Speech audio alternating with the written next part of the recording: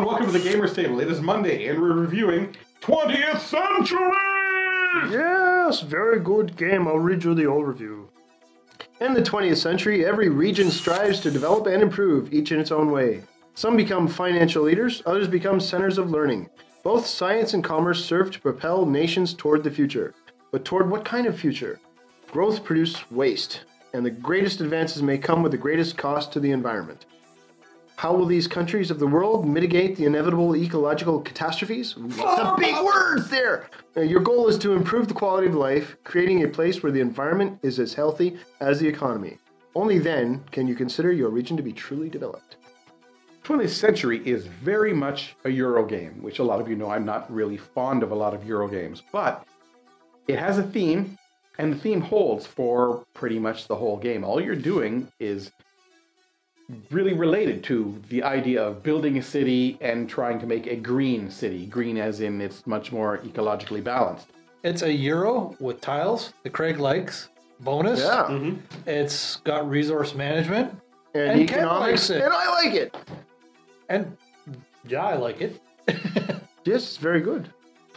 So this one is all the stuff that you need to do Garbage. It's on a very green board. is delineated on this very green board that's probably kind of see-through. But you start putting out tiles for the land and tiles for the technology. And as you buy more tiles, the technology gets cheaper every round, but the prices go up as you go through successive turns. After you've bought your tiles, whatever ones you want, then everybody has to deal with some sort of economic, some sort of What do they call it again? ecological tragedy. Yeah. Something like that. Catastrophe. Yeah. Catastrophe, that's it, catastrophe. And after that, you put your new token tiles together and you generate any stuff for your city. Then you will go through the scoring track and score, repeat for 6 rounds, and after that, somebody will be the winner. The rulebook is very well done. It's fairly easy read.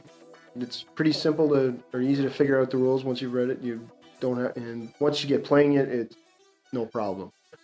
You know, one playthrough and you pretty much got it all figured out. Depending on what tiles you place down and which cities you populate, you're going to increase your money, your science, your victory points, or you're going to get worse into the ecology, or better. You could ecology, whatever. Yeah, Yes, the ecology. flower power. Flower power, the parks. The game calls Game them winner. parks. We call it flower power. This is a pretty game. Even the garbage cubes look nice. Garbage really hurts in this game. Yes, you very don't want much the so. garbage. Garbage is really destructive. I mean, it can take you from winning position and put you right down into the last position just because you didn't manage your garbage. You got to clean up the garbage. You cannot set aside a tile for a dump. If you do, you are going to lose 5 points for every piece of garbage beyond the first. And in a game where 70 points is pretty good. If you got like 5 garbage, you just lost 20 points. That's pretty huge. Every person gets their own player board, and Mine. this That's will mine. these will all fluctuate every round as you get different buildings that are producing different things and different levels of garbage and different levels of catastrophes, depending on how badly people screw you on the catastrophe track. The catastrophe track Science where- matters in this game. is where you bid science points, and you can only bid as much science as you have. And it's similar to Amun-Re, whereas you bid and to If you get overbid, you have to move. Cyclades as Cyclades, well. yeah. You overbid, then the guy underneath has to but he has to wait till it gets back around to him, and then if he's underneath, he's got to go up. But he can jump right ahead of you. It's not like Amun-Re or Cyclades, and you can stay on the same track. You don't want to focus entirely, I don't think, on one aspect, like all money or all science or all victory points, because everything matters in this game. Money comes in when you're bidding on the original the basic tiles. Science comes in when you're spending when you drop out and buy a technology tile, and it comes in when you're going for the catastrophe points or bonuses or whatever, or not really bonuses, hindrance. Yeah, because it's garbage and poison. Yeah, it's definitely not a bonus. The type of tiles change when you get round 1 and 2 are one stack of tiles, 3 and 4 are another stack, and 5 are another. And as you go up in the tiles for the areas, there's more victory points on them, so you can start building that up.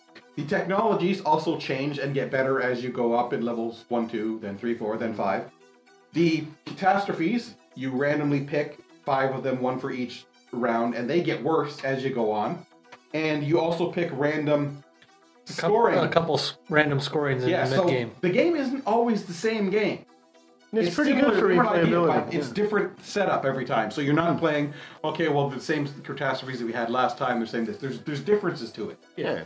If So you the enhanced try different replayability. strategies or something too, Well, you the know. way the tiles come up, I mean, some tiles are definitely better than others, and obviously the better ones are going to go for a higher price. So wrapping up for 20th Century.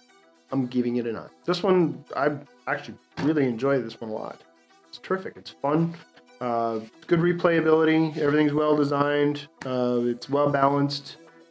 And it's got a good little bit of mix of stuff in here that, you know, especially for the number of players, that it's just really enjoyable. I like it.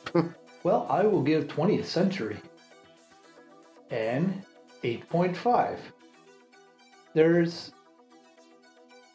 nothing really wrong about the game, I guess the only thing I would say that's not going good with it is the fact that it can be a little boring. It is dry, like a Power Grid. You're just trying to build the most efficient engine, and like in Power Grid, you have to deal with the bidding of the other players to, you know, you got to manage the other players so you can get what you want for the price that you want. And sometimes you have to compromise and take a cheaper tile. I'm going to give 20th Century an 8. But the theme of trying to build a city but trying to keep it green is a little bit educational. Not a lot of education, but it's a nice idea of this. You know, making a greener city is going to be a better Yeah. city. I like the idea of the game. It just, I mean, when you're reading the overview, I was thinking, wow, that's not very realistic either. No, not entirely realistic, but it does, yeah.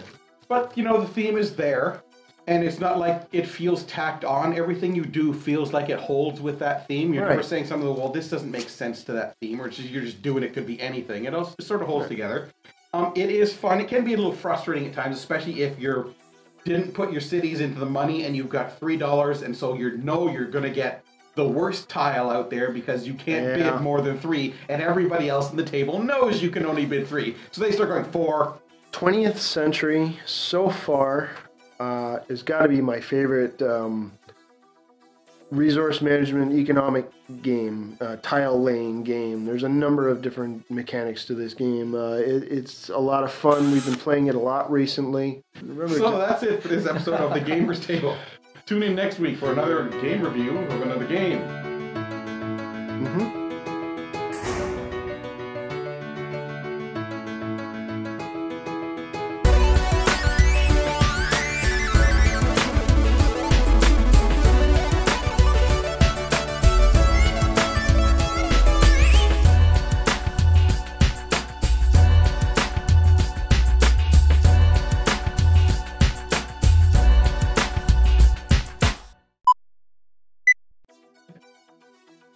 I enjoy 20th Century. I give 20th Century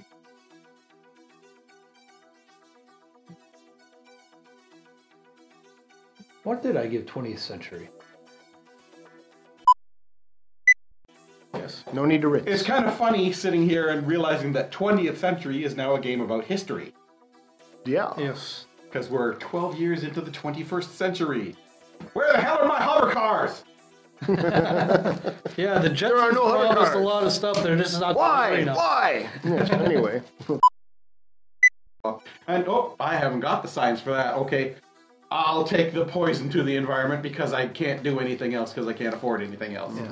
Thanks for the douchebaggery again, Chris.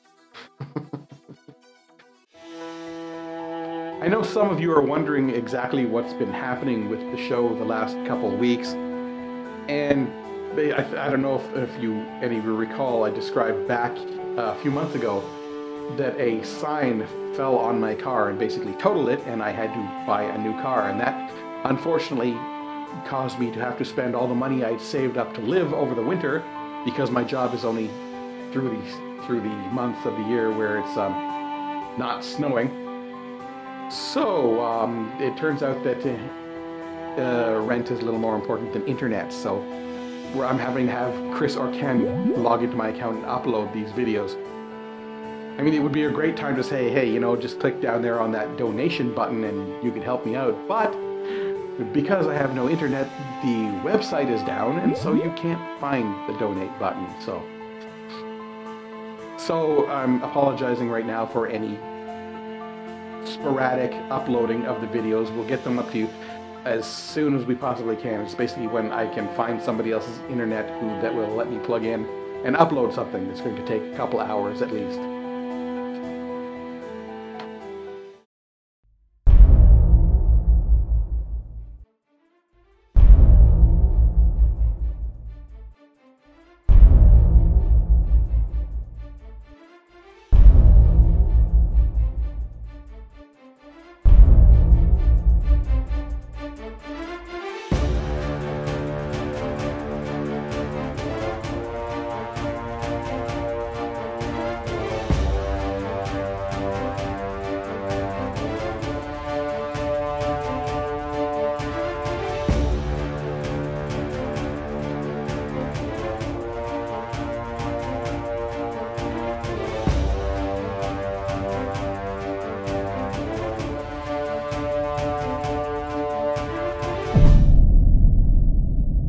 That's one small step for man,